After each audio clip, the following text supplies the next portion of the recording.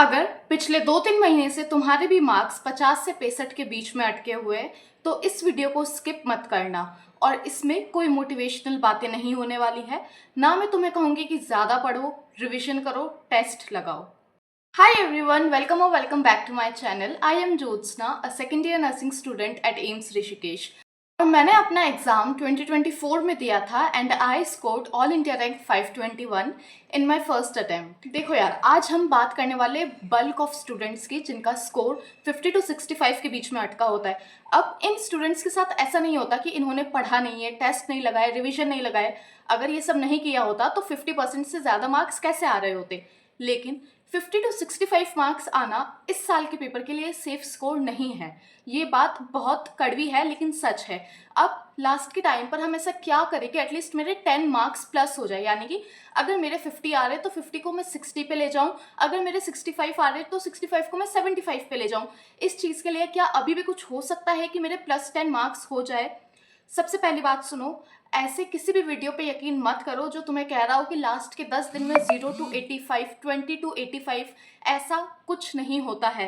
क्योंकि वो बच्चे पागल नहीं है जो पूरा साल पढ़ते हैं और फिर इतना स्कोर कर सकते हैं। लास्ट मोमेंट पे रिलेटिव इंक्रीज हो सकता है। 0 to 100 का increase is impossible in last 10 days. ठीक है, अब हम बात करते हैं कि अगर तुम्हारा स्कोर 50 to 65 के बीच में है तो तुम उसे लास्ट के कुछ दिन के अंदर किस तरीके से 10 से ज़्यादा या फिर 10-15 नंबर उसमें बढ़ा सकते हो। देखो यार, जो ये एवरेज मार्क्स है ना 50 to 65, ये वाले स्टूडेंट्स जो होते हैं वो सबसे ज़्यादा मेहनत करते हैं, सबसे ज़्यादा रिविजन करते हैं। क्योंकि उनके अंदर ये होता है कि बस एक बार मैं 70 प्लस 75 प्लस स्कोर कर लूँ।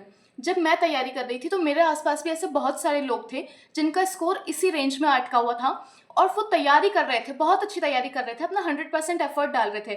लेकिन जब उनके रेगुलरली इतने ही नंबर आने लगे तो उन्हें खुद के ऊपर सेल्फ डाउट आने लग गया कि क्या मैं पूरी तरीके से इनफ पढ़ाई नहीं कर रही, या फिर मैं इंटेलिजेंट हूँ नहीं, या फिर ये एग्ज़ाम मेरे लिए बना ही नहीं है। तो ऐसे सारे थॉट्स उनके दिमाग में आने लग गए थे जिसकी वजह से उनका जो मार्क्स था वो बढ़ने की जगह डिक्लाइन हो गया। सबसे पहली बात हमें यहाँ से ये पता चलती है कि तुम्हारे कितने भी मार्क्स आ रहे हो, वो मार्क्स तुम्हारे एम्स नर्सिंग का एग्ज़ाम के मार्क्स नहीं है। ये सिर्फ तुम्हारे मॉक टेस्ट के मार्क्स है। ठीक है, और मॉक टेस्ट के मार्क्स उतने ही मैटर करते हैं जितने कि तुम्हारे क्लास में होने वाले टेस्ट मैटर करते थे फाइनल एग्जाम। ठीक है, तो अपने ऊपर सेल्फ डाउट लाना सबसे पहले बंद करो कि तुम उतना अच्छा पढ़ाई नहीं कर रहे हो।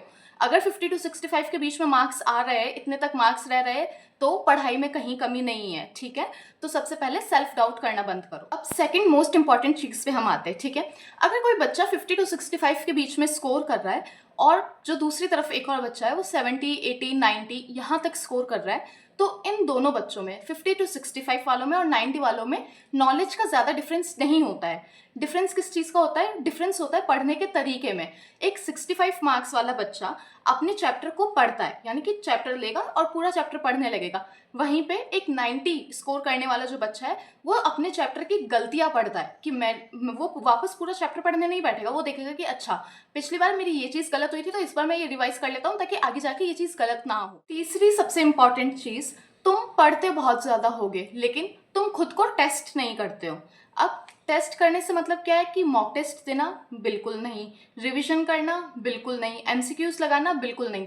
खुद को टेस्ट करने का मतलब है कि तुमने जो चैप्टर पढ़ा है क्या तुम उससे फिर से रिकॉल कर पा रहे हो। मान लो मैंने अभी कोई एक टॉपिक पढ़ा है, अब जब मैं उसको किताब बंद कर देती हूँ उसके बाद में जो मैंने पढ़ा है वो मेरे दिमाग में रिटेन रह पा रहा है, क्या जो मैंने पढ़ा मैं फिर से रिकॉल कर पा रही हूँ? अगर हाँ तो इसका मतलब तुम्हारी इफेक्टिव लर्निंग हुई है, और अगर नहीं तो इसका मतलब कि तुम्हारे सामने सिर्फ जब तक किताब खुली थी सिर्फ तभी तक तुम्हें वो चीज़ समझ आ रही थी, किताब बंद हुई तो वो चीज़ भी तुम्हारे दिमाग से गायब हो गई। तो इस चीज़ को सुधारने के लिए हम क्या कर सकते हैं?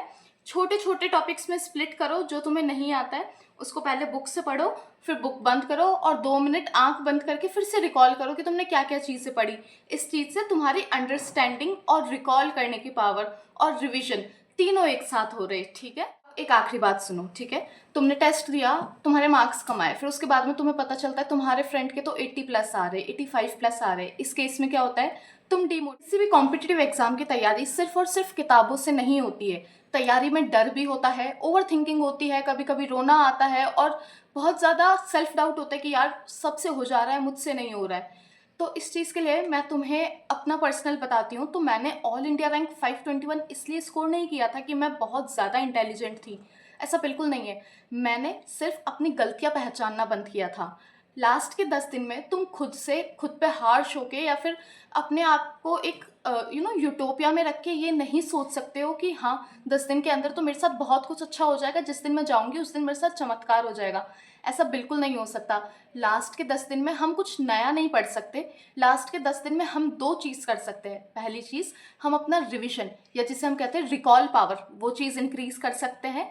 सेकंड चीज़, हम लास्ट के 10 दिन के अंदर अपनी वो गलतियां पहचान ले कि कौन सी बार बार गलत हो रही है। जिस दिन तुम अपनी गलतियों को पहचान लोगे और उसको करना रोक दोगे, तुम्हारे मार्क्स अपने आप बढ़ जाएंगे। तुमने देखा होगा कि काफ़ी सारे मॉक टेस्ट ऐसे होते हैं जिसके अंदर मान लो तुम्हारा 60 स्कोर आया। जब तुमने एनालिसिस किया तो तुम्हें पता चला अरे यार ये 2-3 क्वेश्चन तो मैंने यूं ही गलत कर दिए, ये तो मेरे को आते थे। फिर पता चलता है कि अरे ये कुछ तो सिले मिस्टेक से गलत हो गए, अरे यार ये मैंने पढ़ा था बट ये मेरे दिमाग में थोड़ा ब्लर पिक्चर है। अब पढ़ा था वो भूल गए, जो पढ़ा था वो ब्लर पिक्चर है। इन सब का एक ही सोल्यूशन है, दैट इज़ रिविजन। तो अब अपने मार्क्स से दिल लगाना बंद करो, अपनी गलतियों को पहचानना शुरू करो और याद रखना आखिर में सिलेक्शन सिर्फ उसी बच्चे का होता है जो आखिरी दिन तक अपने ऊपर भरोसा रखता है। एंड आई होप तुम जो भी वीडियो देख रहे हो, इस वीडियो से कुछ ना कुछ तुम्हें सीखने को मिला होगा। तुम्हारे मार्क्स डेफिनेटली ये वीडियो देखने के बाद में कुछ इंक्रीज होंगे। Yeah that is it. All the very best to you people. Best of luck for your exams. बहुत अच्छे से तैयारी करो लास्ट के कुछ दिनों में और बहुत अच्छा पेपर दो। आई होप तुम्हें तुम्हारा फेवरेट एम्स इस साल मिल जाए। Bye, keep hustling and keep smiling.